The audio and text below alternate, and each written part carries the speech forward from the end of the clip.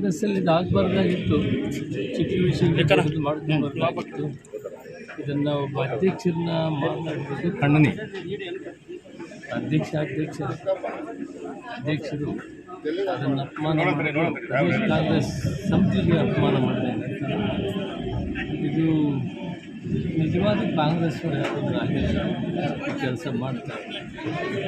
ಅದಕ್ಕೆ ನನಗೂ ಕೂಡ ನೋವಾಗಿದೆ. ಕಾಂಗ್ರೆಸ್ ಅಧ್ಯಕ್ಷರನ್ನ ಈ ರೀತಿ ನಡ್ಕೊಂಡಿರೋದು ನನಗನ್ನಿಸಿದವರು ಇದು ಅಪ್ರತಿಮವಾಗಿದೆ.